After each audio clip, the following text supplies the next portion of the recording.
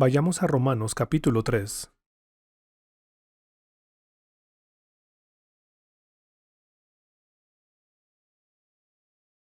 En el Nuevo Testamento, Romanos capítulo 3.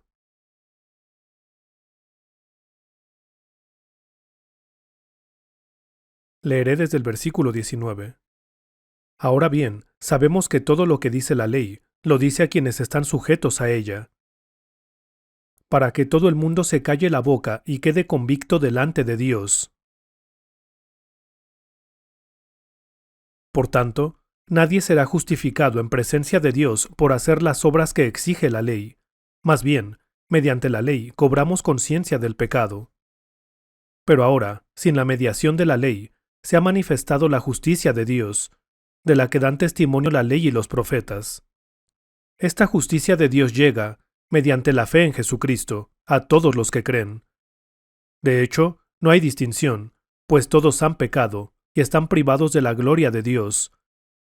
Pero por su gracia son justificados gratuitamente mediante la redención que Cristo Jesús efectuó.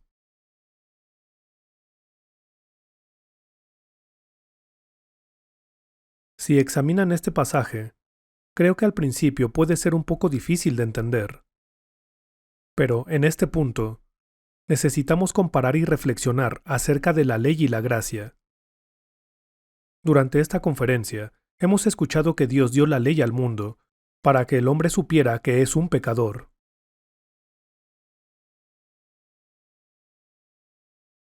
Así que, si ven aquí en el versículo 19 dice, ahora bien, sabemos que todo lo que dice la ley, ¿qué nos enseña la ley? Esta es la pregunta. Lo dice a quienes están sujetos a ella, para que todo el mundo se calle la boca y quede convicto delante de Dios.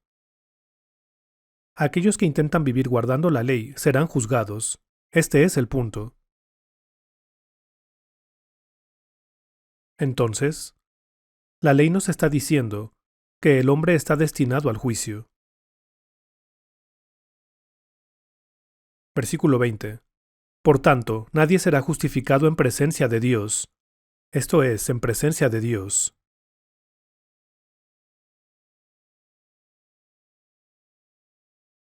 Aquí dice que, si Dios no nos considera justos, no podremos estar ante Él. El cielo es el mundo donde Dios habita. Dios es justo. Y Dios es santo. Por lo tanto, debemos ser tan justos como Dios para poder ir al reino de Dios. Pero, nadie en este mundo puede ser justificado ante Dios por hacer las obras que exige la ley. Esto es lo que este pasaje está diciéndonos. Todos en este mundo intentan arduamente vivir una vida justa mediante sus propios esfuerzos. Esto es algo característico de todas las religiones. Ya he hablado de esto en varias ocasiones. Las religiones son los muchos intentos del hombre por volverse justos mediante sus propios esfuerzos. Así es la religión. Pero esto es totalmente imposible. Aquí, en el versículo 21 dice, pero ahora, sin la mediación de la ley, se ha manifestado la justicia de Dios. Vean lo que dice aquí. Dice que la justicia de Dios, por la cual Dios es justo, ha sido manifestada. Para volverse justos, como Dios es justo, y poder entrar en el reino de Dios, el hombre tiene que recibir la justicia de Dios que ha sido manifestada. Entonces, si leen aquí, el versículo 21.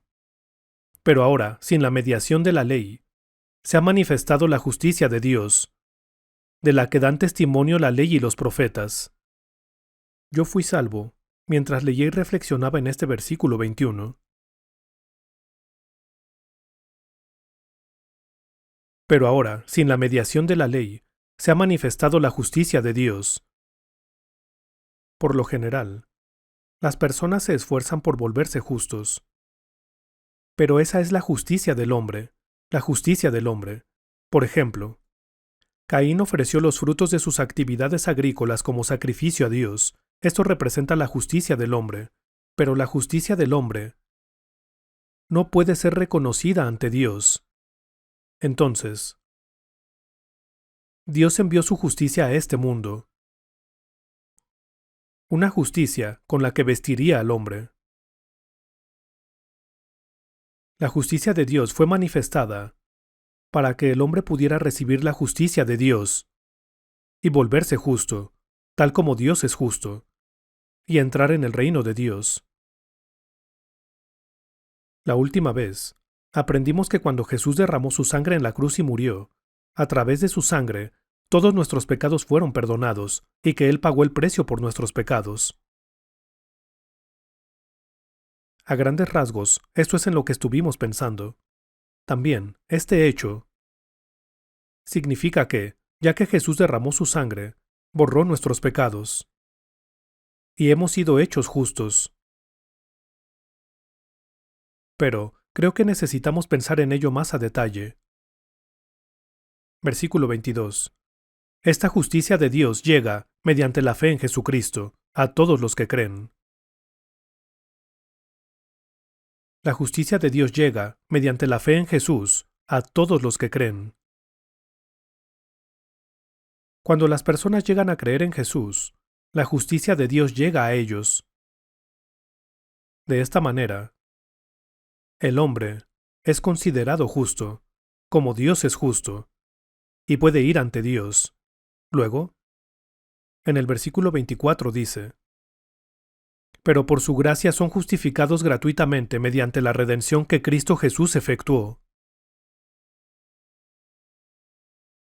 La gracia es algo que es dado gratuitamente. Cuando dice, pero por su gracia son justificados gratuitamente, significa que por la gracia de Dios somos considerados justos. Vayamos ahora a Romanos capítulo 10.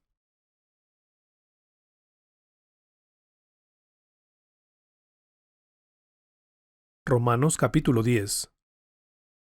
Leeré desde el versículo 2.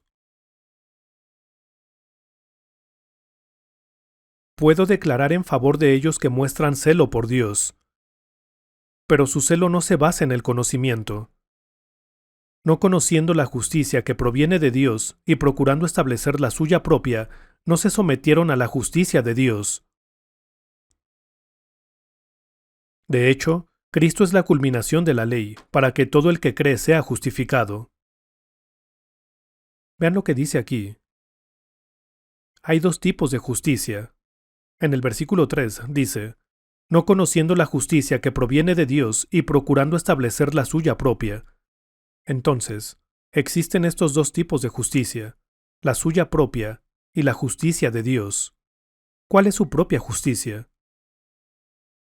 Son sus esfuerzos por no cometer pecados, sus oraciones fervientes, su afán por hacer buenas obras, su fervor por guardar la ley.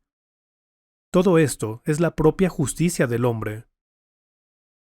Aunque las personas tengan este gran celo, si no conocen la justicia de Dios, todo esto es completamente inútil. Dios no lo reconoce. Como resultado, las personas ahora creen en Jesús, pero creen en Él de una manera religiosa. Parece haber un gran número de personas que creen en Jesús, y sin embargo, intentan mostrar su propia justicia y su propio celo. Pero más tarde, tales personas no podrán estar ante Dios, porque Dios no reconoce la justicia del hombre. El otro día, leímos en Mateo capítulo 7 que las personas dirán, ¿no profetizamos en tu nombre? Esa es su propia justicia. ¿No expulsamos demonios? Eso también es su propia justicia. ¿Acaso en tu nombre no hicimos muchos milagros? Pero eso también es su propia justicia. Ese día Jesús dirá, jamás los conocí. Aléjense de mí, hacedores de maldad. Esto es lo que dijo Jesús. Estas personas están hablando de su propia justicia. También, si examinamos Mateo capítulo 7 desde el versículo 24, vemos que Jesús dijo, Por tanto, todo el que me oye estas palabras y las pone en práctica es como un hombre prudente que construyó su casa sobre la roca. Pero todo el que oye mis palabras y no las pone en práctica es como un hombre insensato que construyó su casa sobre la arena. ¿Qué representa esta arena? Hay personas que edifican una casa sobre su propia justicia. Dicen, di ofrendas a la iglesia. Fui regularmente a las oraciones matutinas. Fui a las oraciones de vigilia. Participé en las obras de caridad. Fui un diácono. Y continúan y continúan. Todas estas cosas son como granos de arena. A los ojos de Dios, simplemente son granos de arena. Reúnen todas estas cosas y edifican una casa sobre ellas. Edifican una casa sobre esta arena. Pero cuando el viento sopla y la lluvia cae, esta casa se derrumba. Se viene abajo. Lo que está haciendo es reunir arena y construir una casa sobre ella. Luego aquí. Leamos una vez más Romanos capítulo 10. Versículo 3. No conociendo la justicia que proviene de Dios y procurando establecer la suya propia, no se sometieron a la justicia de Dios. Entonces, vean lo que dice aquí. Cuando las personas intentan ser diligentes para ser reconocidos por Dios, no se están sujetando a la justicia de Dios, se están rebelando contra Dios. En ese caso, ¿cuál es la justicia de Dios? ¿Cuál es la justicia de Dios? Esa es la pregunta. Vayamos a 1 de Corintios capítulo 1. Es el libro justo después de Romanos.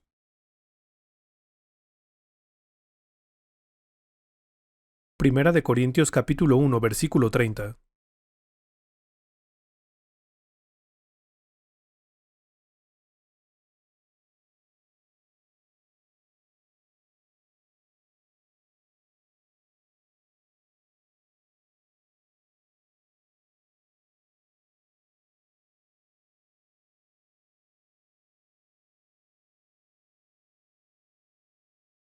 Primera de Corintios capítulo 1 versículo 30. Pero gracias a Él, ustedes están unidos en Cristo Jesús, a quien Dios ha hecho, ya que Jesús es el Hijo de Dios, Él vino de Dios.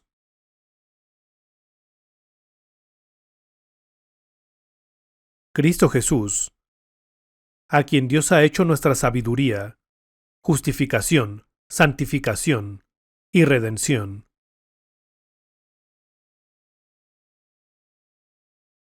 Veamos lo que dice aquí. ¿Qué es la justicia de Dios? Jesús es la justicia de Dios. Jesús no tenía pecado. Jesús era completamente justo. Todo lo que hizo Jesús cuando vino a este mundo fue completamente justo y conforme a la voluntad de Dios. Pero, ¿qué fue de esta obra que cumplió? Esta obra fue para mí, para nosotros.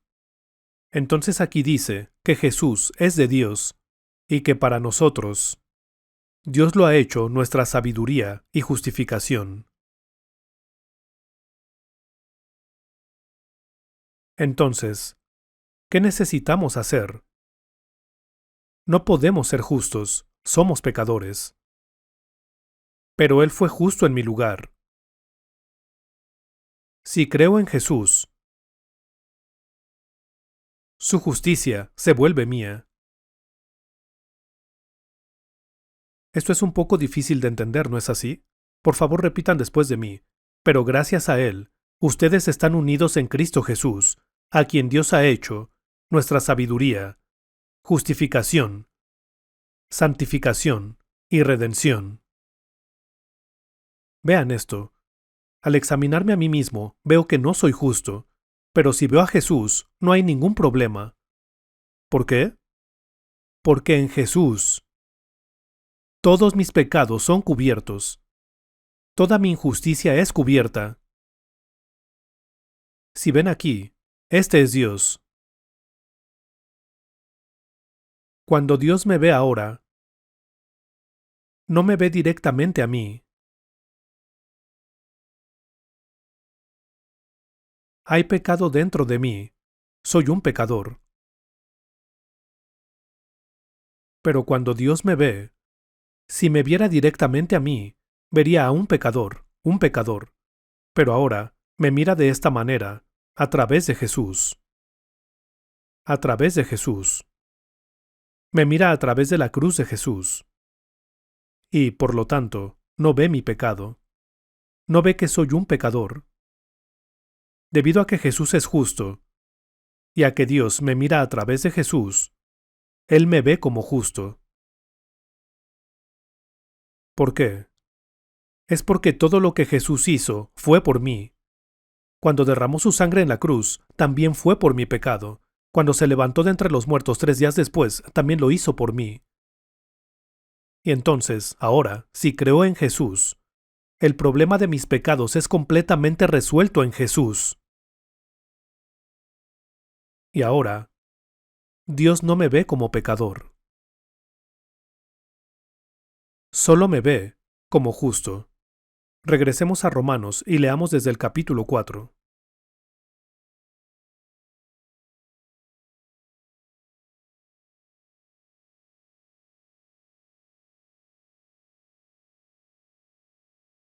Romanos capítulo 4. Leeré desde el versículo 4. Romanos capítulo 4, desde el versículo 4.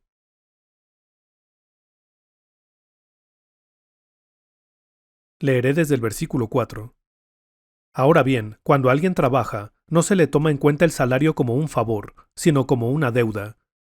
Sin embargo, al que no trabaja, sino que cree en el que justifica al impío, se le toma en cuenta la fe como justicia.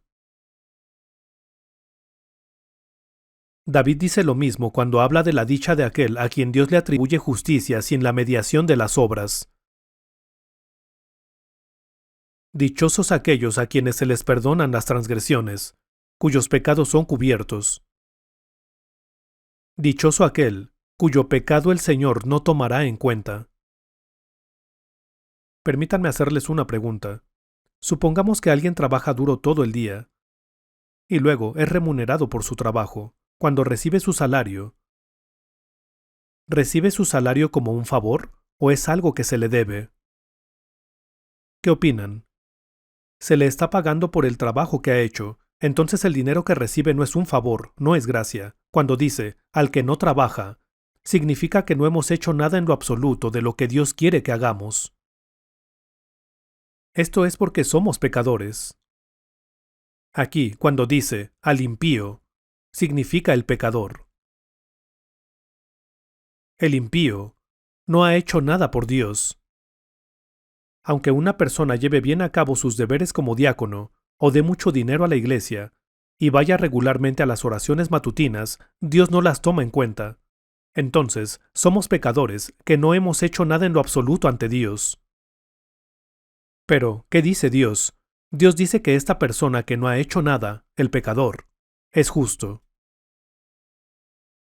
Una persona que está profundamente preocupada en su corazón por los muchos pecados que ha cometido, y está preocupada por lo que va a hacer con esos pecados, no necesita preocuparse más. Dios ha dicho, yo te he justificado. El hecho de que Dios haya dicho esto es muy bueno, ¿no es así?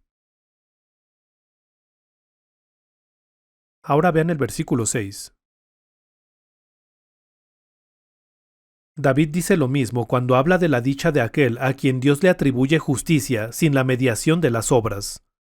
Dice, sin la mediación de las obras, pese a que no han hecho nada en absoluto para Dios, nada que Él reconozca, Él los considera justos.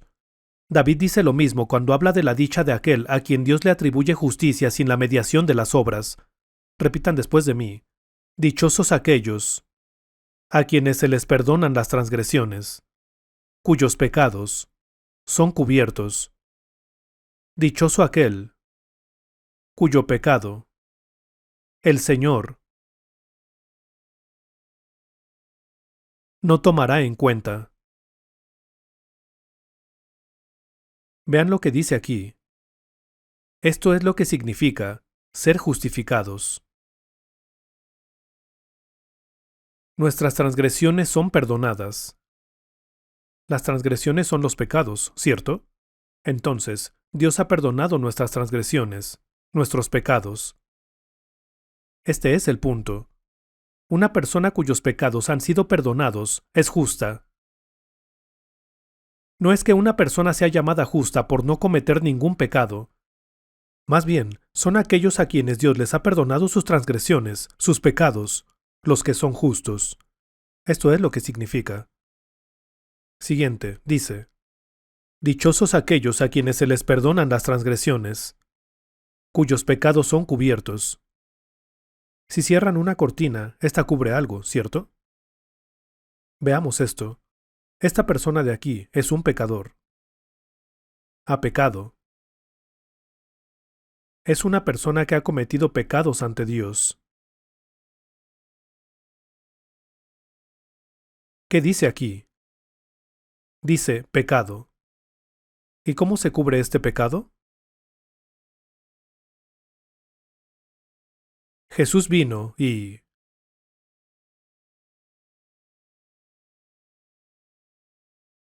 ¿Pueden ver el pecado ahora? ¿O no? A través de la sangre de Jesús, estos pecados han sido borrados. Han sido cubiertos. A través de la sangre de Jesús, este pecado ha sido completamente cubierto. Vean, este pecado ya no está, ¿cierto?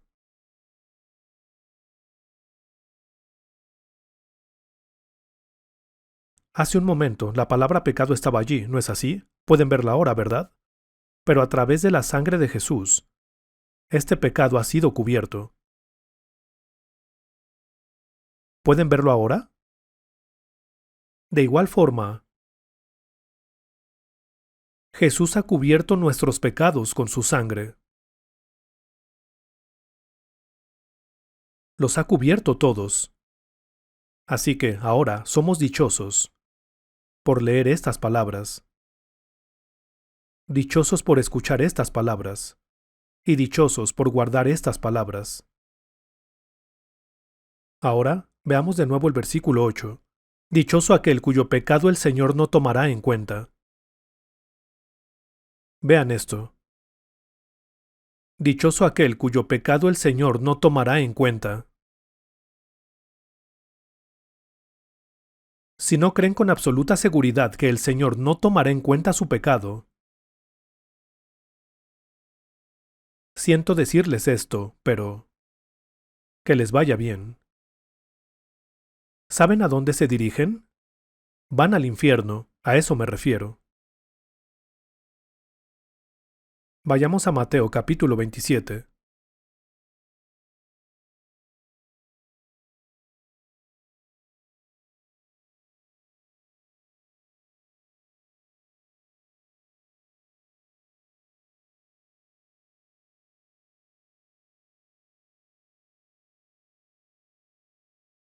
Versículo 46.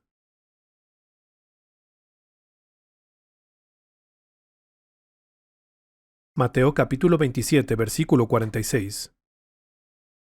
Versículo 46.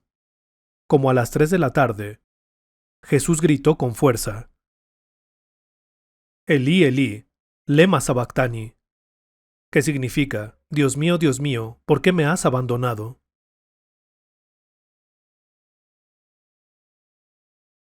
Esto es lo que Jesús gritó justo antes de morir en la cruz. Dios mío, ¿por qué me has abandonado?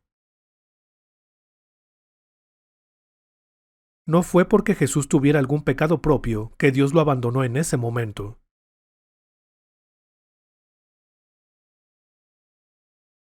Si las personas de este mundo no son salvas, después de vivir sus vidas, gritarán de esta manera al llegar al infierno. En el momento en el que una persona es echada al infierno, es abandonada por Dios eternamente, por siempre y para siempre. Eso es realmente terrible, ¿cierto? Una persona que no es salva terminará así eternamente. Será lanzada al infierno por siempre. Sin embargo, Jesús fue abandonado por Dios debido a que tomó nuestros pecados sobre sí. Así que, si creen que Jesús fue abandonado por Dios y que entonces ahora ustedes no son abandonados, eso es fe.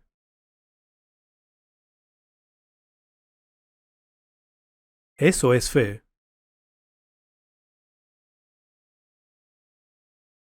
En cuanto hubiéramos sido echados al infierno, habríamos gritado, Dios mío, ¿por qué me has abandonado?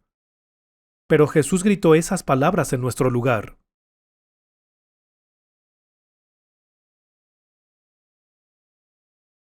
Ahora, regresemos a Romanos capítulo 4. En el Nuevo Testamento. Romanos capítulo 4, versículo 25. Él fue entregado a la muerte por nuestros pecados, y resucitó para nuestra justificación.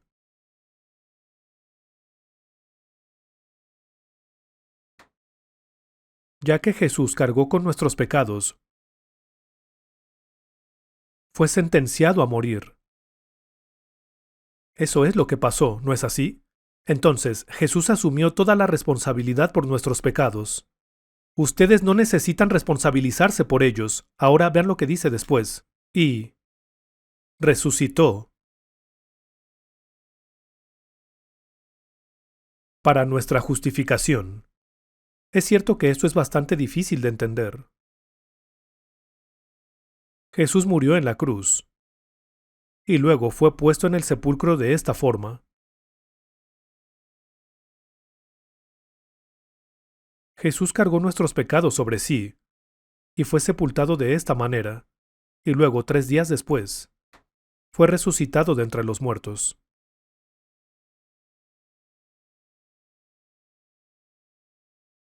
Fue así, para que nosotros pudiéramos ser justificados. ¿Por qué? Ahora nuestros pecados están sepultados, nuestros pecados han desaparecido.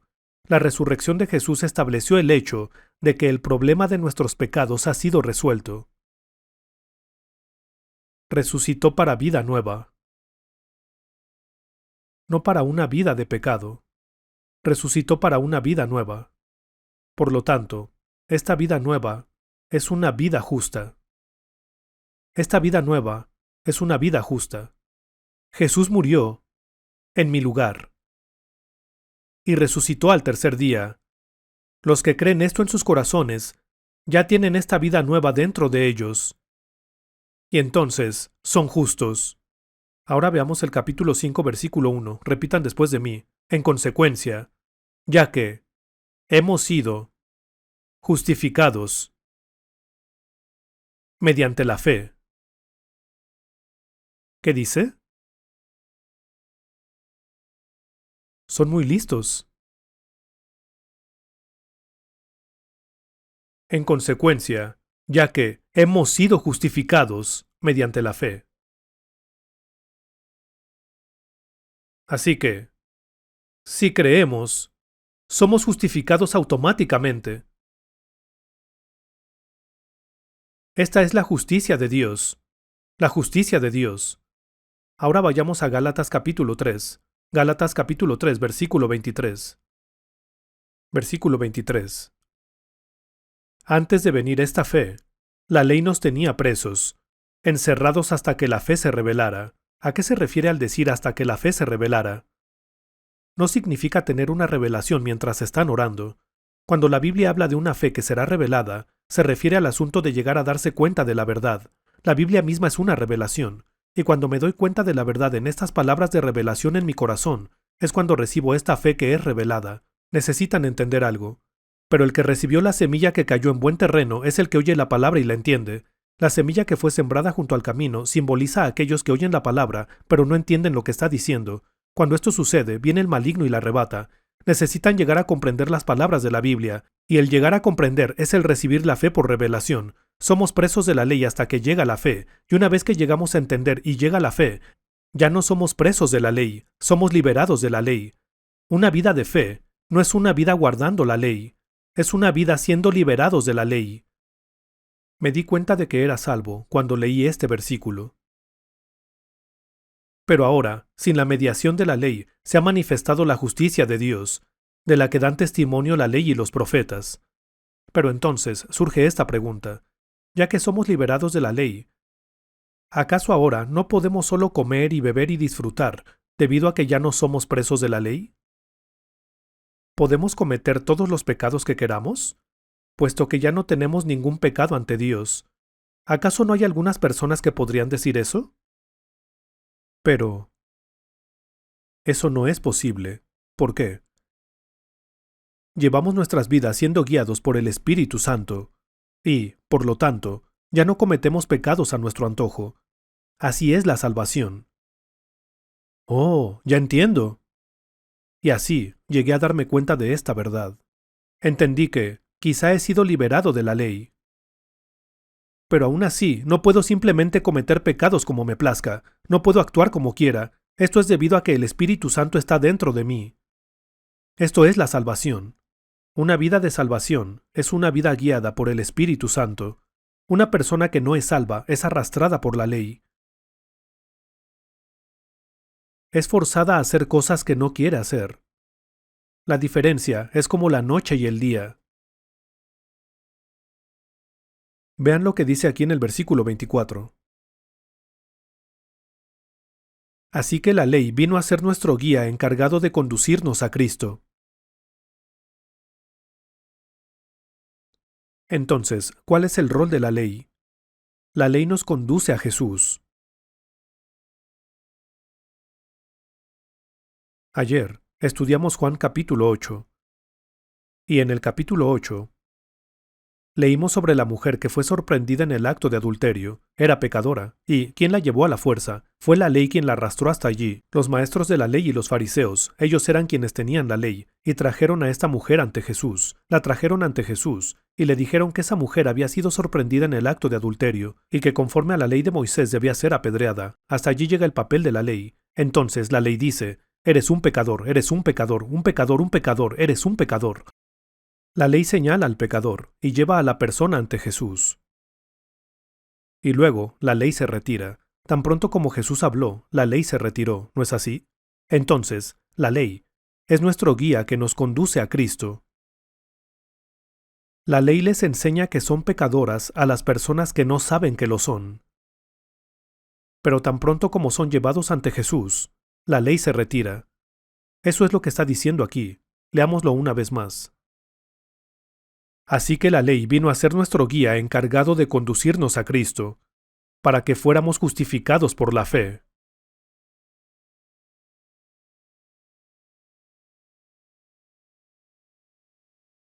Entonces, a pesar de que éramos pecadores, una vez que llegamos a creer en Jesús, somos considerados justos. Estudiamos esto ayer, así que permítanme hacerles una pregunta. ¿Jesús condenó a esta mujer que fue sorprendida en el acto de adulterio? ¿O la perdonó? ¿Lo ven?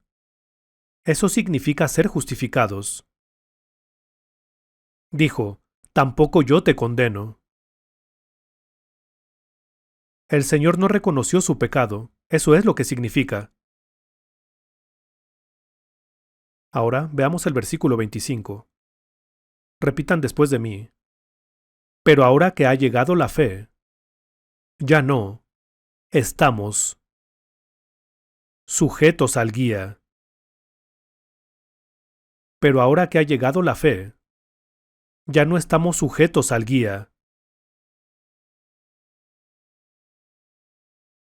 Ya no estamos sujetos a la ley. Esto no es algo que estoy inventando. Así que, en definitiva, una vida creyendo en Jesús no es una vida guardando la ley, es una vida conforme al Espíritu Santo. Esto es algo completamente distinto. Y ahora, el siguiente versículo. Repitan después de mí. Todos ustedes son hijos de Dios, mediante la fe en Cristo Jesús.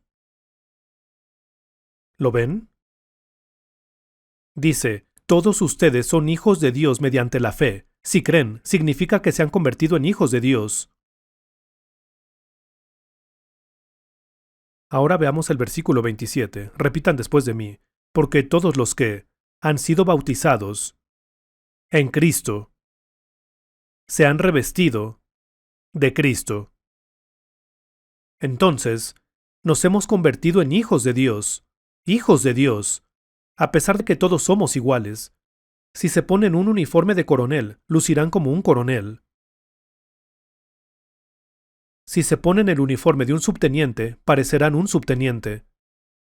De la misma manera, aunque sean pecadores, al ser revestidos del Hijo de Dios, se convierten en un hijo de Dios. De tal manera, cuando creen esto, son bautizados con el Espíritu Santo. Son bautizados con el Espíritu Santo. Por lo tanto, significa que nos hemos convertido en hijos con Jesús. Hemos sido revestidos de Jesús. Por esta razón somos bautizados. Así que ahora, pasemos a Hebreos capítulo 10.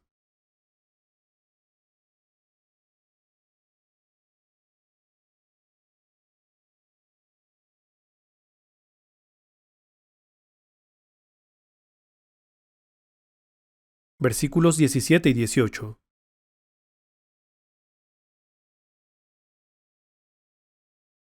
Repitan después de mí.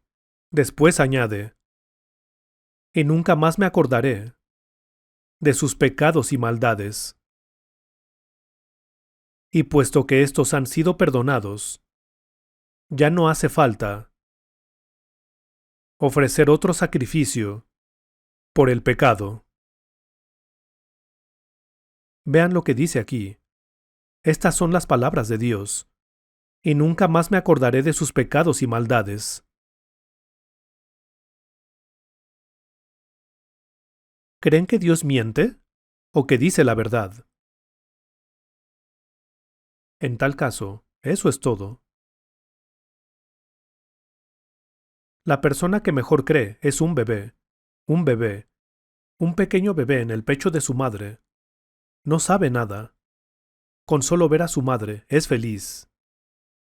Puede dormir en paz en los brazos de su madre. Puede que moje o ensucie su pañal. Hace lo que quiere y no se preocupa. Eso es fe. Somos como pequeños bebés ante Dios. ¿Qué debe hacer un pequeño bebé? Una persona que verdaderamente cree en Dios no se angustia de esa manera.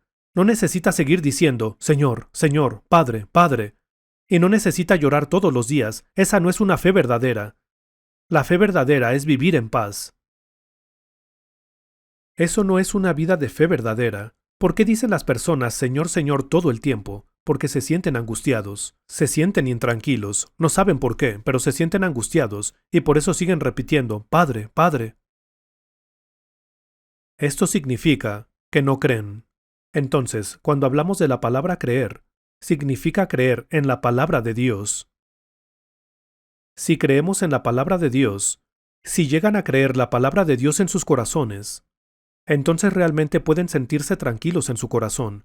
Pueden decir que ahora el problema está resuelto. Dios dice que no se acuerda de mis pecados, así que todo está resuelto. Veamos el versículo 18 de nuevo. Y puesto que estos han sido perdonados, porque sus pecados fueron perdonados, ya no hace falta ofrecer otro sacrificio por el pecado.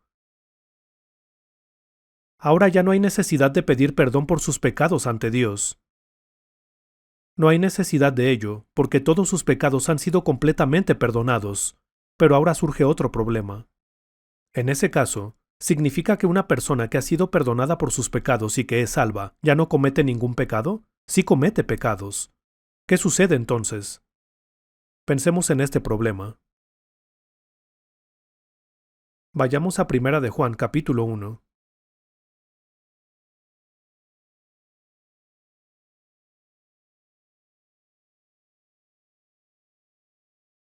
Primera de Juan capítulo 1, versículo 9.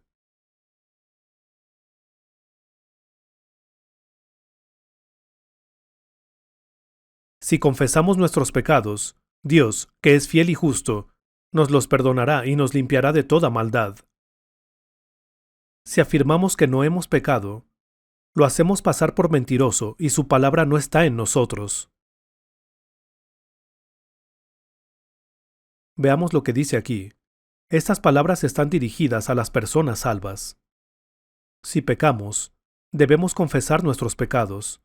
Por supuesto, si las lágrimas llegan a sus ojos, lloran, pero hay una diferencia entre confesar y rogar por el perdón de sus pecados. Si solo confesamos con honestidad nuestros pecados ante Dios, Dios nos perdona. Por supuesto, básicamente ya han sido perdonados por estos pecados. Volveremos a pensar en ello en un momento. Veamos ahora el capítulo 2, versículo 1. Mis queridos hijos, escribo estas cosas para que no pequen. Pero si alguno peca, tenemos ante el Padre a un intercesor, a Jesucristo, el justo. Mis queridos hijos, se refiere a las personas que son salvas. Al leer esta carta, como personas salvas, se nos pide, de ser posible, no pecar. Escribo estas cosas para que no pequen. Pero para nosotros es imposible no pecar en lo absoluto. Por ello dice, pero si alguno peca, si algún salvo peca, tenemos ante el Padre a un intercesor, a Jesucristo, el justo. Entonces, incluso ahora, el Señor está dando ofrendas en el lugar santísimo como el sumo sacerdote, por los pecados que cometemos después de la salvación. Así que, aún ahora, Jesús está abogando por mí ante Dios, por los pecados que he cometido.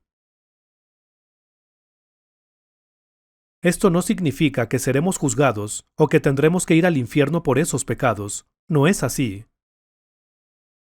Los pecados que cometemos después de ser salvos, aunque vivimos nuestras vidas guiadas por el Espíritu Santo, debido a que aún tenemos la naturaleza del pecado en nuestra carne, debido a esta naturaleza pecaminosa, terminamos cometiendo pecados. Pero pese a eso, cuando pecamos de nuevo nuestras conciencias se turban a causa de esos pecados.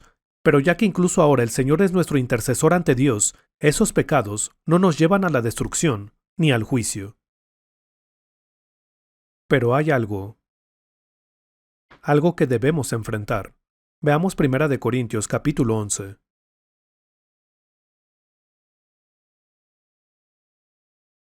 Primera de Corintios capítulo 11.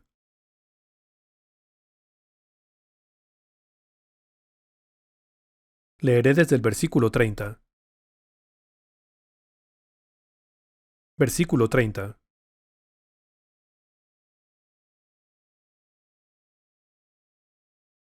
Por eso hay entre ustedes muchos débiles y enfermos, incluso varios han muerto. Si nos examináramos a nosotros mismos, no se nos juzgaría. Pero si nos juzga el Señor, nos disciplina para que no seamos condenados con el mundo. Veamos lo que dice aquí. Primero pensemos en el versículo 32. Dice, para que no seamos condenados con el mundo. Si somos condenados con el mundo, vamos al infierno. Ese es el juicio. Pero dice, nos disciplina. Cuando un hijo hace algo malo contra su padre lo reprende para hacerlo consciente de su pecado. Eso es disciplina. Ser disciplinado no significa ser enviado al infierno. Pero puede suceder algo que afecte su carne.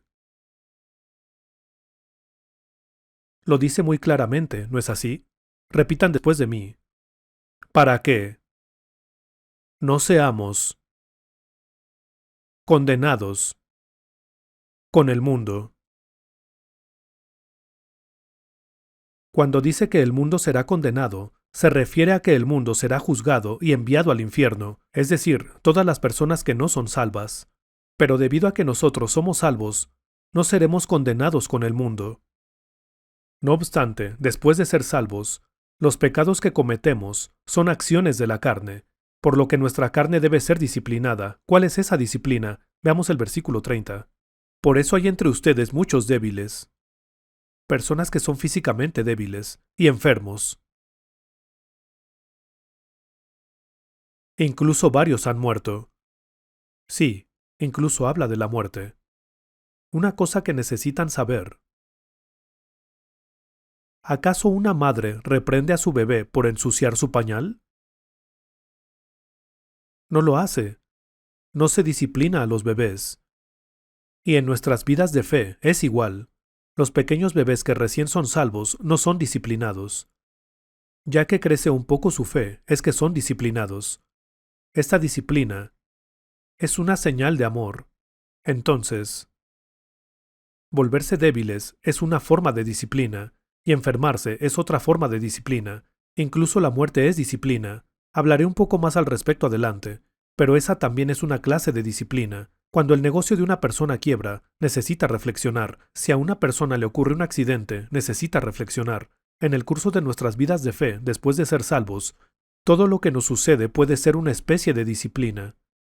No puedo profundizar en esto, pero a veces somos disciplinados, aunque no hayamos pecado. Existe este tipo de castigo disciplinario, entonces termina en disciplina. No somos condenados. Vayamos a Primera de Corintios capítulo 5.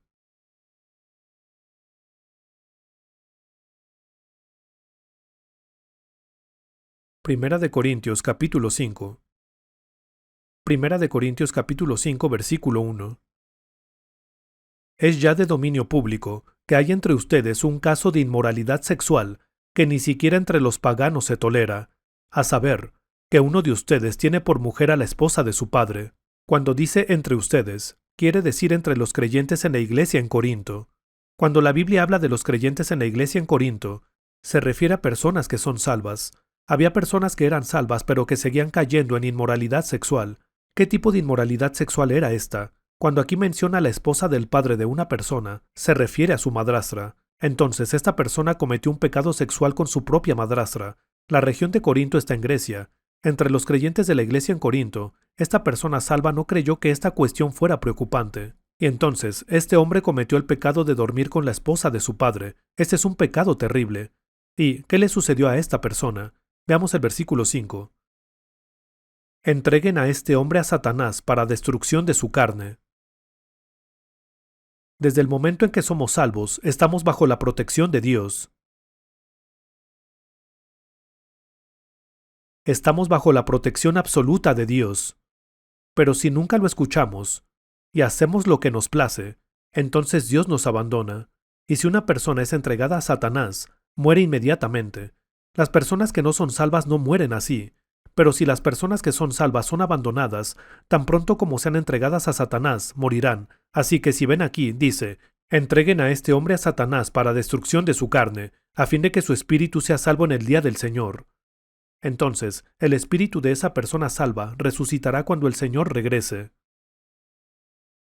Por supuesto, será resucitado en la carne. Así que, hay disciplina que incluso puede conducir a la muerte. Esta no es una condena por el pecado, es un tipo de disciplina. Pero, en cuanto al perdón de nuestros pecados en nuestros espíritus, ese es perfecto. No es algo que desaparece después de un tiempo. No es algo que se anule. Pero si pecamos, somos disciplinados. Y hay disciplina que incluso puede provocar la muerte.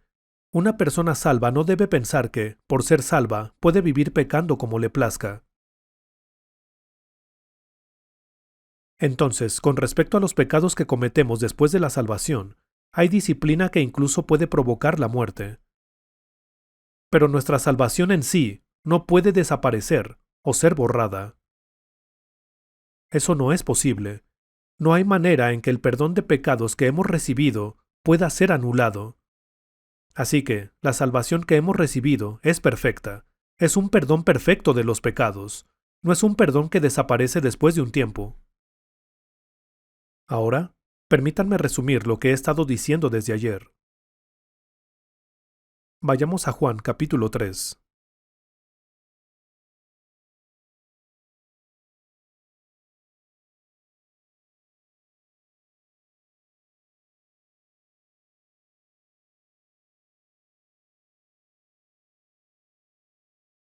Capítulo 3, versículo 6.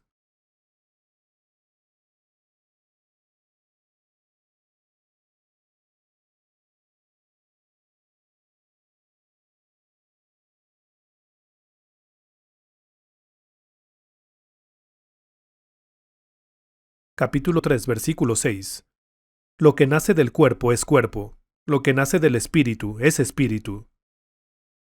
Nacemos de la carne cuando nacemos del vientre de nuestra madre, y luego dice que al llegar a darse cuenta de la palabra, lo que nace del espíritu es espíritu, está hablando de nacer de nuevo. No te sorprendas de que haya dicho, tienen que nacer de nuevo. No te sorprendas, no pienses que es extraño. De entre los que estamos sentados aquí ahora, hay personas que piensan que es muy extraño ser salvo. Estas personas tienen algo que los detiene. Piensan que es extraño, ya que, en cuanto al nacer de nuevo, esperan algún tipo de sentimiento extraño en sus corazones, esperan que suceda algo inusual. Esperan algo extraño. Entonces, aquí dice, no te sorprendas de que haya dicho, tienen que nacer de nuevo. En otras palabras, no es algo extraño. No es nada inusual. Entonces, ¿a qué se refiere? Veamos el versículo 8.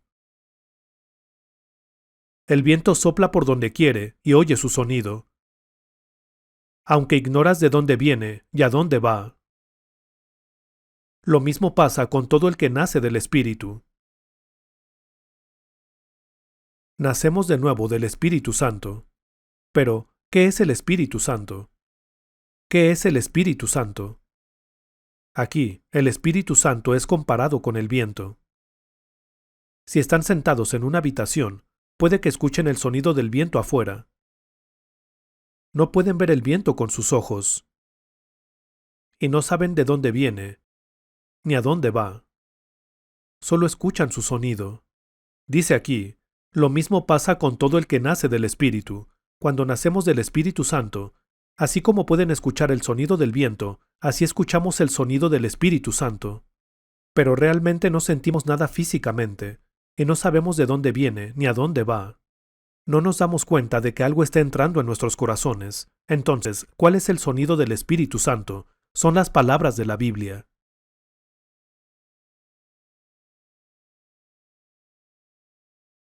Las palabras de la Biblia son el sonido del Espíritu Santo.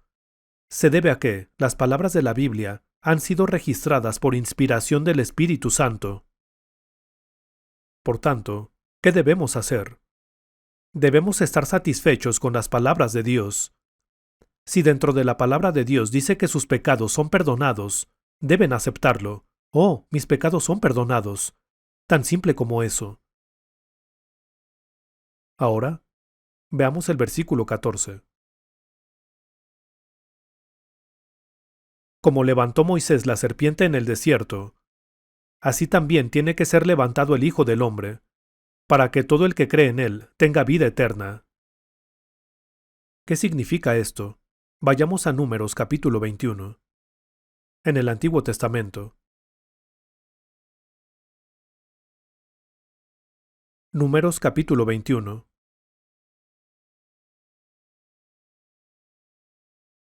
Leeré desde el versículo 4.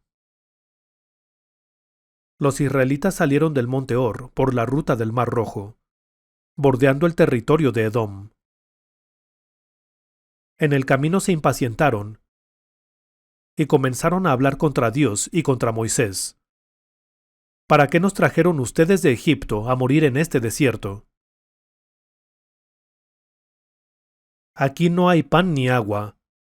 Ya estamos hartos de esta pésima comida. Por eso el Señor mandó contra ellos serpientes venenosas, para que los mordieran, y muchos israelitas murieron. El pueblo se acercó entonces a Moisés y dijo, Hemos pecado al hablar contra el Señor y contra ti. Ruégale al Señor que nos quite esas serpientes. Moisés intercedió por el pueblo, y el Señor le dijo, Hazte una serpiente y ponla en un asta. Todos los que sean mordidos y la miren, vivirán. Moisés hizo una serpiente de bronce y la puso en un asta. Los que eran mordidos miraban a la serpiente de bronce y vivían. Los israelitas salieron de Egipto y caminaron a través del desierto camino a la tierra de Canaán, No tenían mucha comida y el viaje fue duro. Así que los israelitas murmuraron contra Moisés y contra Dios y dijeron, ¿tratan de matarnos? Y entonces Dios envió serpientes venenosas que salían de los arbustos. Estas serpientes salían de los arbustos y mordían a la gente, y algunas personas murieron y otras estaban muriendo. Entonces los israelitas se dieron cuenta de que se equivocaron y se arrepintieron. Acudieron a Moisés y le dijeron que habían pecado, y le pidieron que orara a Dios para que se deshiciera de las serpientes. Así que Dios le dijo a Moisés que hiciera una serpiente de bronce y que la pusiera en un asta. Esta es el asta. Moisés hizo una serpiente de bronce y la puso en alto. Moisés dijo al pueblo que Dios había dicho que cualquiera que fuera mordido viviría si miraba a esta serpiente. No moriría, sino que viviría. Aquí está una persona. Está tendido en el suelo y ha sido mordido aquí. Él está mirando a la serpiente y por eso ha sido sanado. Pero aquí hay otro hombre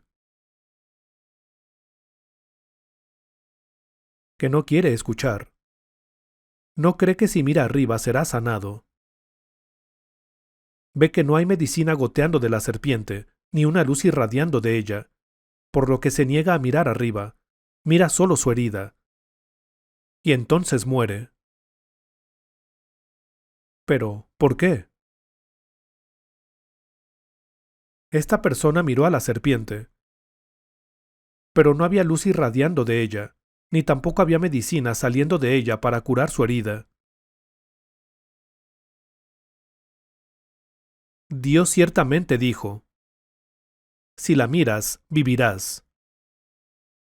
Pero esta persona no creyó esas palabras y no la miró, y entonces murió. Esa persona, ¿cómo podría haber vivido simplemente por mirar la serpiente? Esta persona no sabe cómo sobrevivió. No sabe cómo fue sanado ni cómo sobrevivió. No sabe nada en lo absoluto, pero como Dios le dijo que mirara, lo hizo y fue sanado. ¿Qué significa todo esto? Esta serpiente representa a Jesús. Jesús tomó todos nuestros pecados sobre sí, y por eso, al morir en la cruz, sufrió la muerte que había de sufrir el diablo, porque Él tomó todos nuestros pecados sobre sí mismo. Entonces, si miramos a la cruz, vivimos. Por lo que no necesitan tratar de averiguar cómo son sanados. Al estar leyendo la Biblia y estudiando la Biblia, puedo ver lo que quizá estén pensando. Solo deberían pensar en mirar a Jesús.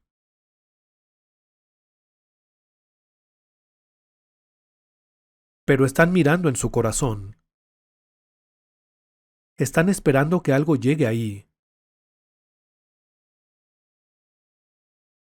Desde ayer y hoy han escuchado continuamente, pero al estar escuchando,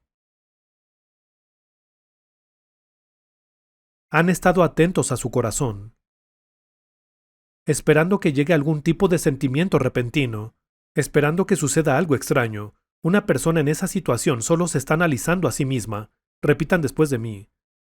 Aquí tienen al Cordero de Dios, que quita el pecado del mundo.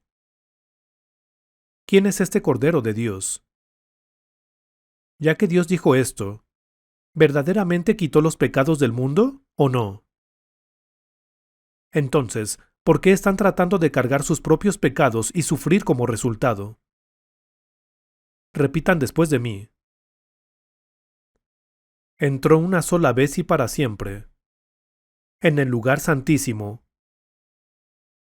con su propia sangre, logrando así un rescate eterno.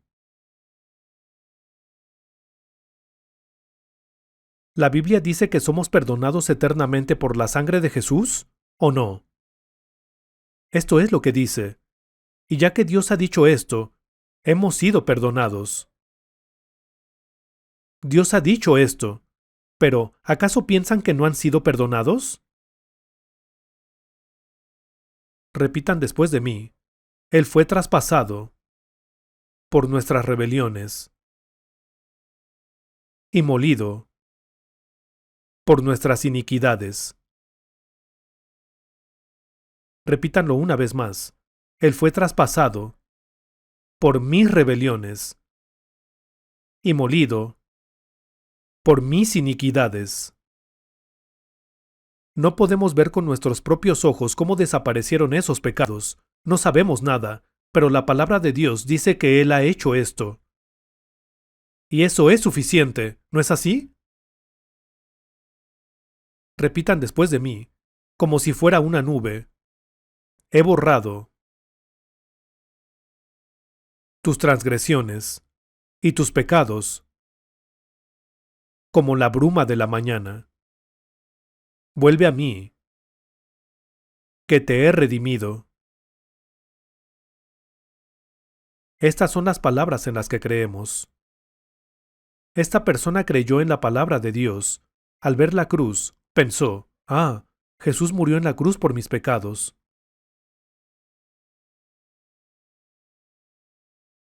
Y eso es todo. El fin. Punto final. Todo terminó.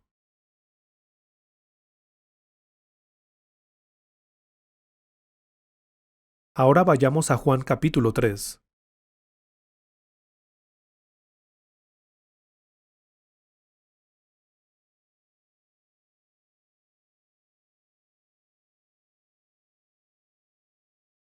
Juan capítulo 3. Leeré desde el versículo 16.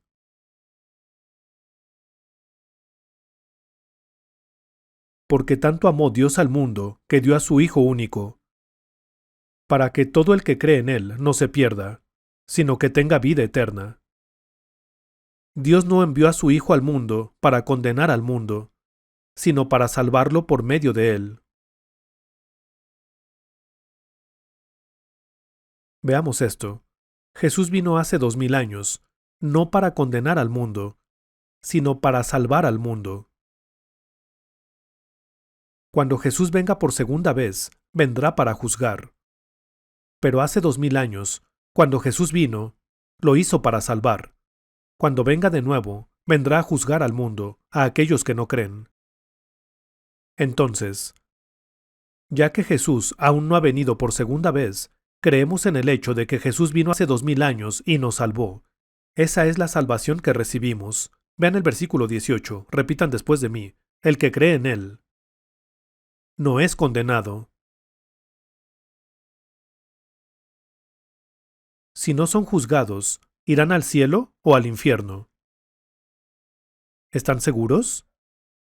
Juan capítulo 5.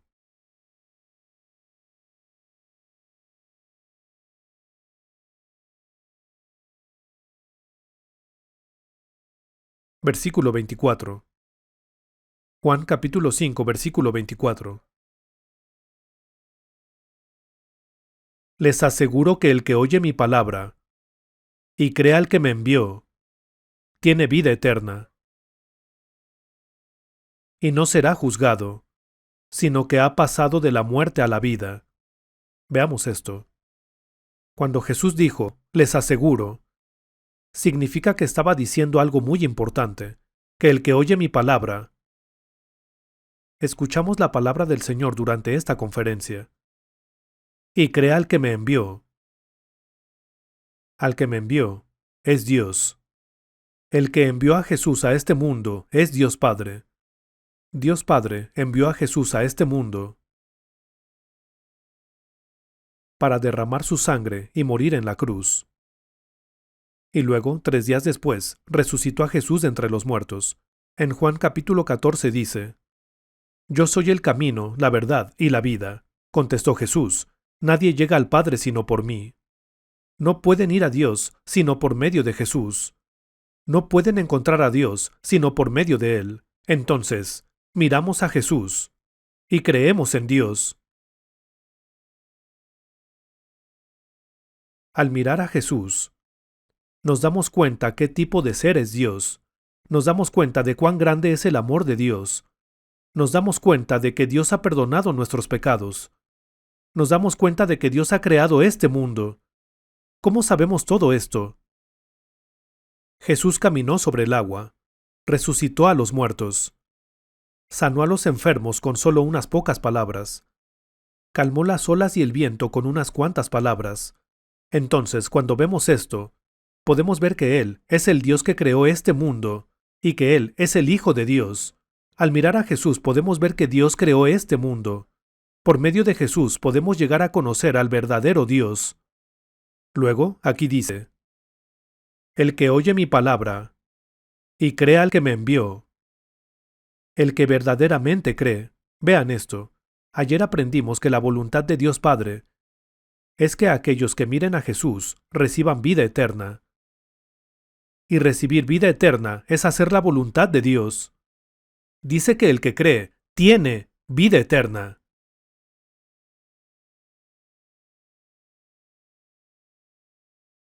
Eso es lo que dice, ¿no es así?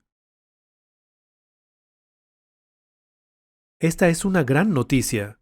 Es algo por lo que verdaderamente debemos regocijarnos. ¿En dónde más podríamos escuchar noticias tan maravillosas y alegres?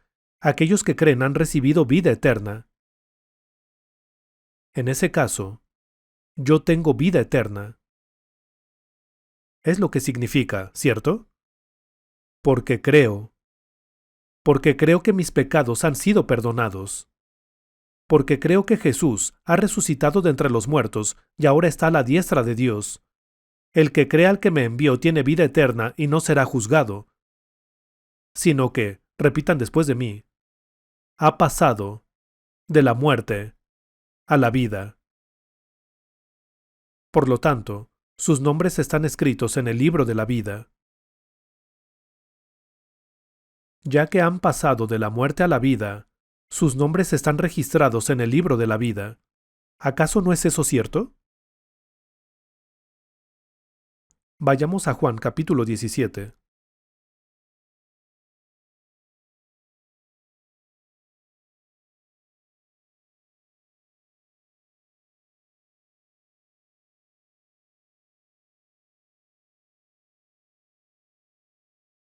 Recuerden, nacer de nuevo no es algo extraño. Repitan después de mí, versículo 3, capítulo 17, versículo 3. Y esta es la vida eterna, que te conozcan a ti, el único Dios verdadero, y a Jesucristo, a quien tú has enviado. ¿Han llegado a conocer a Dios y a Jesús? Eso es la vida eterna. Y esta es la vida eterna, que te conozcan a ti, el único Dios verdadero, y a Jesucristo, a quien tú has enviado. Esta es la vida eterna. Ahora, vayamos a Efesios capítulo 2.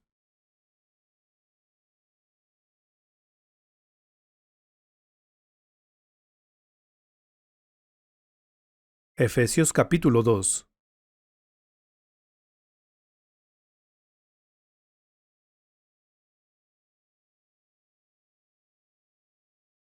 Efesios capítulo 2, versículo 8.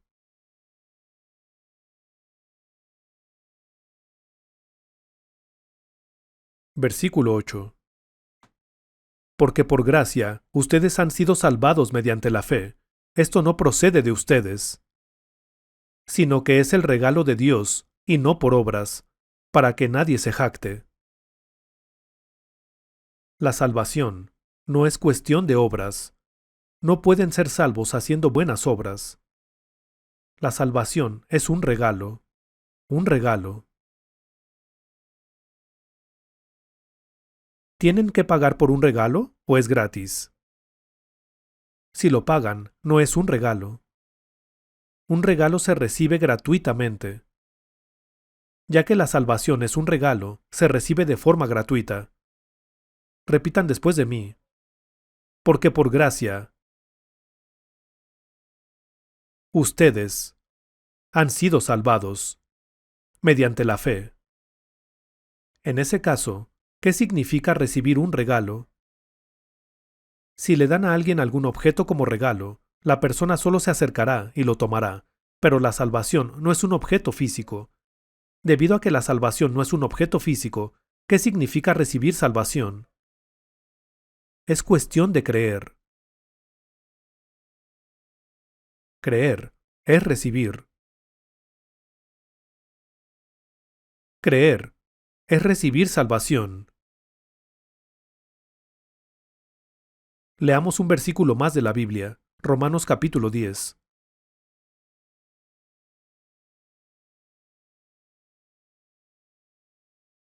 Versículo 9.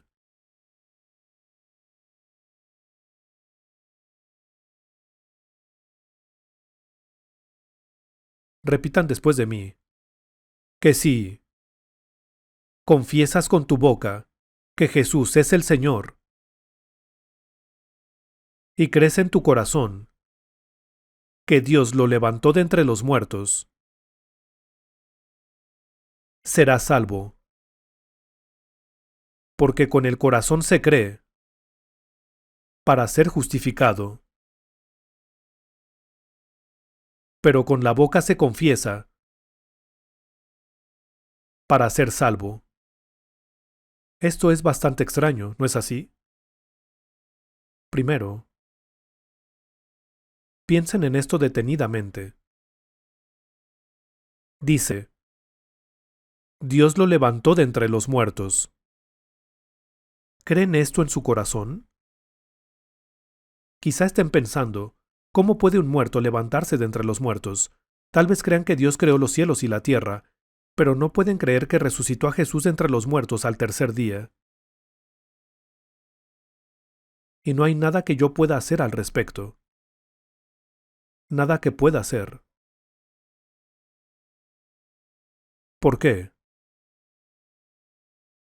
Porque, si Jesús aún estuviera muerto, no podría ser su Salvador. Cuando murió, sepultó sus pecados.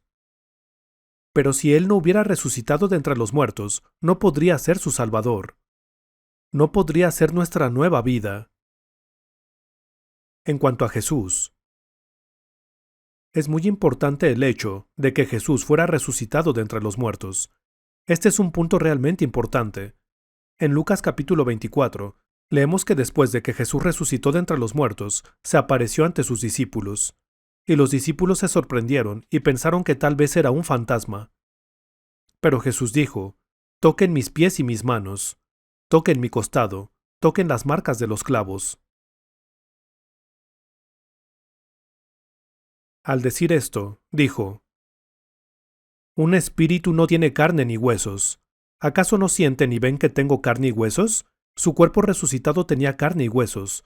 Pero como los discípulos incluso así no podían creerlo, les preguntó, «¿Tienen aquí algo de comer?». Así que le trajeron un pescado asado, y lo tomó y lo comió en su presencia. Entonces les mostró sin lugar a duda que había sido resucitado de entre los muertos, y más tarde, ascendió al cielo desde el monte de los olivos. Ya que Jesús está vivo, Él es nuestro Salvador, que nos salvó. Es el Salvador de nuestras vidas, pero aquí dice, si confiesas con tu boca que Jesús es el Señor. Señor aquí significa Salvador. Y crees en tu corazón que Dios lo levantó de entre los muertos, serás salvo.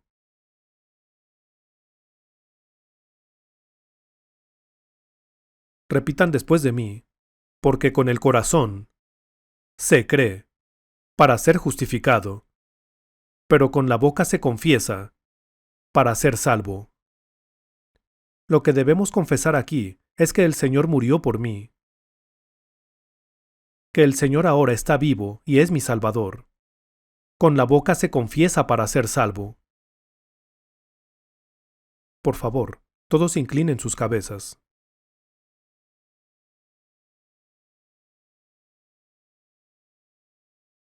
Sí.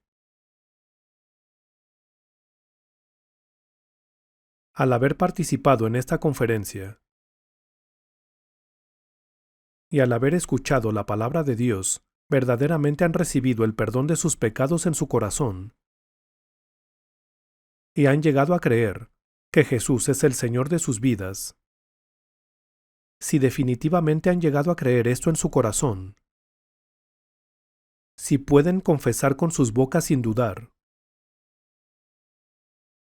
que han sido justificados y perdonados, y que son salvos, y que Dios ha cubierto por completo sus pecados y ha borrado sus pecados,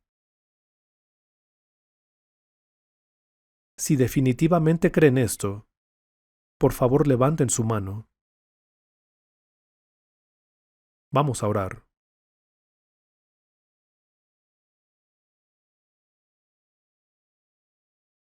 Señor Santo, te damos las gracias. En este momento confesamos que tú has perdonado nuestros pecados y que has derramado tu sangre por nuestros pecados. Ahora estamos aquí ante muchos testigos para confesar que creemos esto. Te estás regocijando por la oveja que estaba perdida y fue hallada, más que por las 99 que no se perdieron. Dios Padre, tú eres el Padre que recibió de nuevo a su Hijo pródigo y lo abrazó y lo besó. Al pensar en esto, realmente te agradecemos. Esta grandiosa verdad, esta maravillosa verdad. Si no hubiéramos conocido esta increíble obra y hubiéramos seguido en nuestras vidas sin saber esto, inevitablemente habríamos estado destinados al infierno. Pero tú nos has dado esta oportunidad de recibir tu palabra. Y cuando recibimos la palabra de Dios, el Espíritu Santo viene a nosotros y nos convertimos en hijos de Dios. En este tiempo, muchos hijos han vuelto a ti, y tú los has recibido. Y al pensar en ello, nos sentimos realmente agradecidos. De ahora en adelante, estas personas son tuyas. Oramos para que los cuides y los guardes, para que no caigan en las tentaciones y engaños del diablo. Señor, oramos para que de ahora en adelante los guíes y puedan vivir conforme a tu palabra. Oramos para que puedan llegar a conocer por medio de tu palabra cómo y de qué manera deben vivir su vida de fe como cristianos. Por favor, bendícelos para que puedan llevar hermosas vidas de fe hasta el día de tu regreso. A pesar de que nos has dado esta oportunidad de estudiar tu palabra, hay algunos que aún no han llegado a darse cuenta de la verdad en tu palabra, y que aún no tienen la seguridad de la salvación en sus corazones. Señor, oramos para que tengas misericordia de sus espíritus, y abra sus corazones para que puedan recibir tu palabra.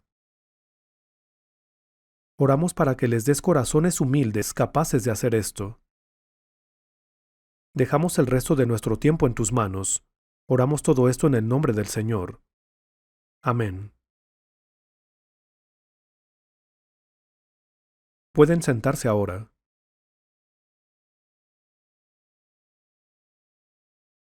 Aún no hemos terminado.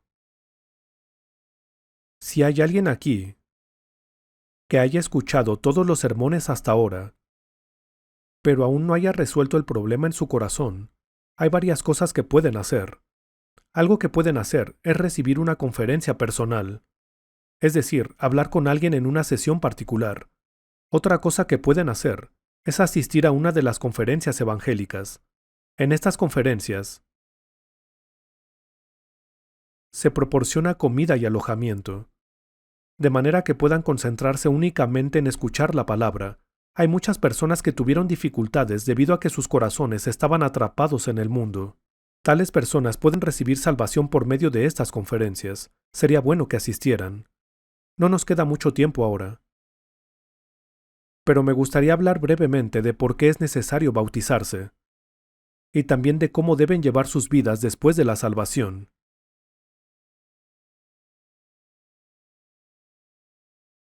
Y luego daremos por terminada nuestra conferencia.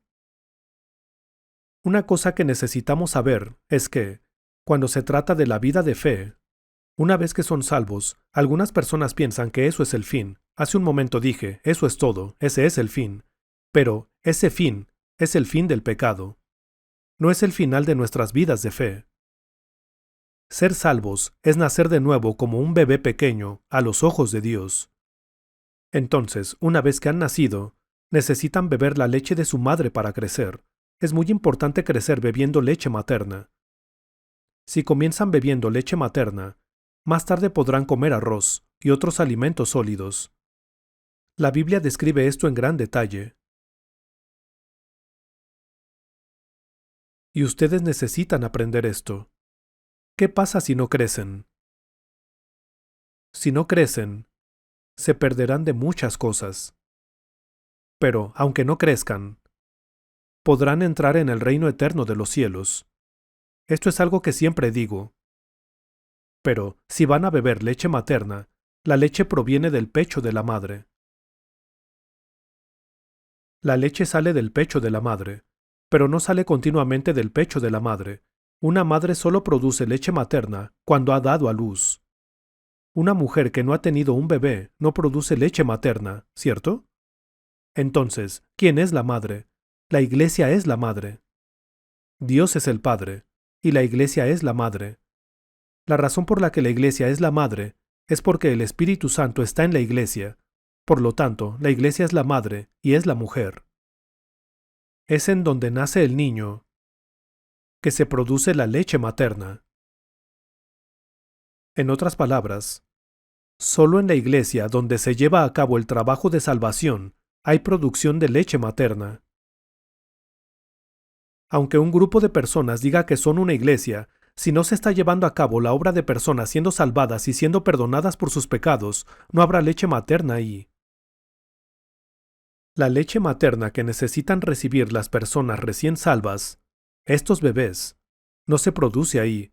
Es solo donde ocurre la obra de salvación, donde nacen los bebés, que hay leche materna. Después de la salvación, necesitan conocer la Biblia apropiadamente y ser guiados correctamente por la Biblia. Esto es realmente importante. Uno de los puntos que surgen ahora es el tema del bautismo. ¿Por qué somos bautizados? Esta es la pregunta. Anteriormente leímos en Gálatas capítulo 3 versículo 27. Porque todos los que han sido bautizados en Cristo se han revestido de Cristo. Eso es lo que dice. Cuando las personas que son salvas llevan una vida de fe, el comienzo es el bautismo. Necesitan ser bautizados y luego pueden llevar su vida de fe con denuedo. Si no son bautizados, no podrán actuar con tanto denuedo en sus vidas de fe. Necesitan tener esto en mente. Debido a que el bautismo es correcto, Jesús mismo fue bautizado. Vayamos a Mateo capítulo 3.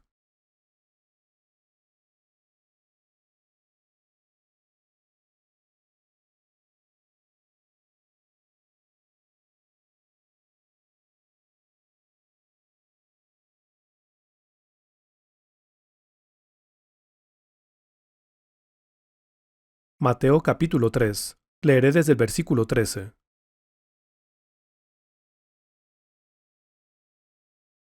Un día Jesús fue de Galilea al Jordán para que Juan lo bautizara. Pero Juan trató de disuadirlo. Yo soy el que necesita ser bautizado por ti. ¿Y tú vienes a mí? Objetó. Hagámoslo como te digo. Pues nos conviene cumplir con lo que es justo, contestó Jesús. Entonces Juan consintió. Tan pronto como Jesús fue bautizado, subió del agua. En ese momento se abrió el cielo, y vio al Espíritu de Dios bajar como una paloma y posarse sobre él. Y una voz desde el cielo decía, Este es mi Hijo amado, estoy muy complacido con él. Vean lo que dice aquí. Jesús fue bautizado por Juan el Bautista. En el versículo 16 dice, Tan pronto como Jesús fue bautizado, subió del agua. Subió del agua. Así que, eso significa que primero entró en el agua, ¿verdad? Es cierto, ¿verdad? Definitivamente, Jesús fue sumergido en el agua y luego subió del agua. Entonces, ¿por qué la gente se sienta en sillas y toma un poco de agua así y la rocía en sus cabezas y dice que eso es ser bautizado. ¿Por qué la gente hace eso? Es porque eso es conveniente para las personas, es algo que la gente ha inventado, pero no es conforme a lo que dice en la Biblia. Entonces, pensemos en ello de esta manera. Jesús es un modelo a seguir para nosotros, es el estándar en todas las cosas. Si Jesús fue bautizado, este bautismo también es un modelo para nosotros. ¿No es así? ¡Cuán glorioso es que nosotros también recibamos el mismo bautismo que recibió Jesús! Si lo piensan bien, alguien como ustedes que ha sido salvo, también puede ser bautizado tal como Jesús fue bautizado. Esto es realmente glorioso y una gran bendición para nosotros. ¿Quién soy yo para recibir tal cosa? Un pecador como yo puede ser bautizado como lo fue Jesús. Esto es algo verdaderamente bendito y glorioso. Pero la gente de este mundo carece de bendiciones. Jesús fue bautizado, pero ellos solo son rociados. Entonces, después de ser salvo, pensé que debido a que ya era salvo, ahora debía vivir de acuerdo con la palabra de Dios. Me decidí a hacer esto. Antes de recibir salvación era pastor, e incluso antes de ser salvo, sabía en mi corazón que la Biblia decía que debíamos ser bautizados. Pero en ese tiempo, debido a que no era salvo, no pensé que fuera tan importante. Pero tan pronto como fui bautizado, me propuse vivir de acuerdo con la palabra de Dios. Pero el asunto del bautismo se convirtió en un problema para mí. Jesús fue bautizado. Por lo tanto, yo también debía ser bautizado, ¿no es así? Tuve una lucha en mi corazón por mucho tiempo debido a este problema. Luego, un día, Dios me reprendió mucho. Y lloré la mitad del día. Y entonces, me decidí ante Dios.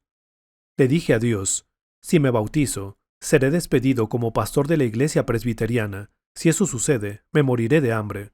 No tengo ninguna posesión y tengo una familia de 8. Tengo 6 hijos. Necesitan una educación y necesitan ser alimentados. Si me despiden, fácilmente moriremos de hambre. Aún así, dije en mi corazón, Dios, estoy preparado para morir de hambre. Si muero de hambre porque vivo por tu palabra, que así sea. Tomé esta decisión y fui bautizado. Eso fue realmente difícil para mí. Era la cruz que necesitaba llevar, pero ahora que lo pienso, estoy muy agradecido. Si no hubiera obedecido de esa manera en ese tiempo, mi vida de fe habría llegado a su fin. Mi vida de fe habría llegado a su fin. Pasé por esta gran dificultad al principio, y como resultado, aunque fue extremadamente difícil, he podido caminar el sendero de mi vida de fe hasta ahora. Nunca me he arrepentido de lo que hice. Creo que fue algo muy afortunado. Participar del bautismo que Jesús recibió es una bendición. Es el camino a la obediencia. Puede ser que enfrenten dificultades, pero también hay una bendición que viene de Dios.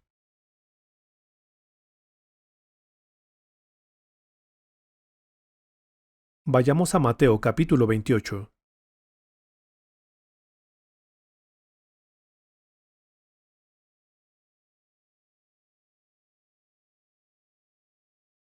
Capítulo 28.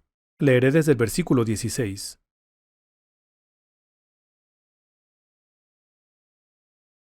Versículo 16.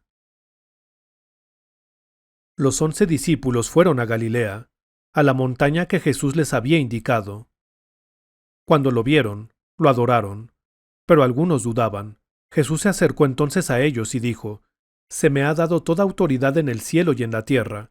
Por tanto, vayan y hagan discípulos de todas las naciones, bautizándolos en el nombre del Padre, y del Hijo, y del Espíritu Santo, enseñándoles a obedecer todo lo que les he mandado a ustedes, y les aseguro que estaré con ustedes siempre, hasta el fin del mundo». Vean lo que dice aquí. Después de que Jesús fue resucitado de entre los muertos, recibió de Dios todo poder en el cielo y en la tierra. Y aquí está el mandato de Jesús. Si el presidente de un país en este mundo diera una orden, sería una orden muy importante. Pero ahora Jesús, quien ha recibido toda autoridad en el cielo y en la tierra, dio este mandato, de ir a todas las naciones y enseñarles, y hacerlas discípulos. Estaba diciendo que hicieran que ellos recibieran salvación, y luego mandó, bautizándolos en el nombre del Padre, y del Hijo, y del Espíritu Santo. Por lo tanto, tenemos los bautismos como una manera de obedecer este mandato.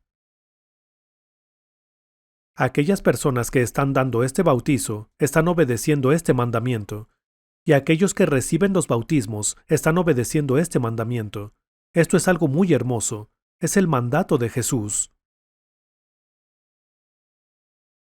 Ahora, vayamos a Juan capítulo 3.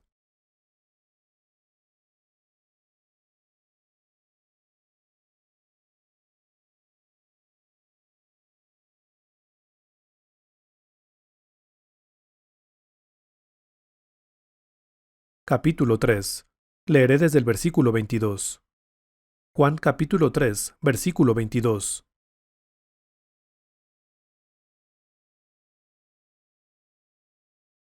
Después de esto, Jesús fue con sus discípulos a la región de Judea. Allí pasó algún tiempo con ellos y bautizaba a la gente. También Juan estaba bautizando en Enón, cerca de Salín, porque allí había mucha agua, así que la gente iba para ser bautizada. Vean esto. ¿Por qué fueron a un lugar donde había mucha agua y llevaron a cabo el bautismo ahí? Fue porque necesitaban sumergirse en el agua y salir de ella. Así que, aunque no sean bautizados en el río Jordán, pueden ser bautizados en el mar. En cualquier lugar donde puedan sumergirse bajo el agua, está bien. Por lo que hemos hecho todos los preparativos para esto, y llevaremos a cabo los bautismos. Todavía hay mucho que explicar sobre el profundo significado del bautismo. Cuando tengamos este bautismo, se explicará más. Mientras tanto, nos detendremos aquí por hoy.